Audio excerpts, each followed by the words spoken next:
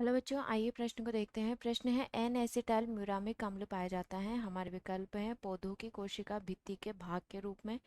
विकल्प बी है gram positive जीवाणु की कोशिका भित्ति के भाग के रूप में, कवक की कोशिका भित्ति के भाग के रूप में और वायरल आवरण पदार्थों के रूप में। ठीक है, तो यहाँ पे सबसे पहले हम बात करते हैं प्रश्न की मुख्य अवधारणा के बारे में।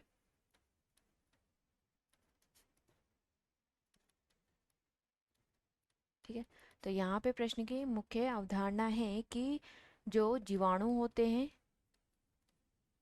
जीवाणुओं की जो कोशिका भित्ति होती है, जीवाणुओं की कोशिका भित्ति किसकी बनी होती है? पेप्टिडोग्लाइकेन की बनी होती है। पेप्टिडोग्लाइकेन की बनी होती हैं, जो कि म्यूरिन का एक प्रकार है। तो यहाँ पे जो एन एसिटाइल है, N acetyl N acetyl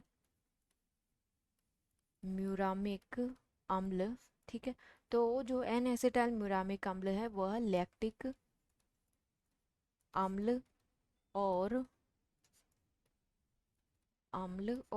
N acetyl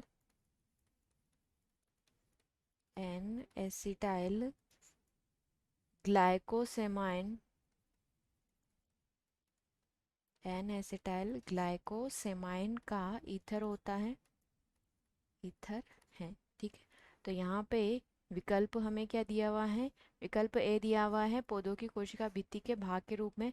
तो पौधों की कोशिका भित्ति में नहीं पाए जाते हैं, तो ये हमारे प्रश्न का विकल्प नहीं होगा। ग्राम पॉजिटिव जीवाणु की कोशिका भित्ति में पाए जाते हैं, तो ये हमारे प्रश्न का सही विकल्प होगा।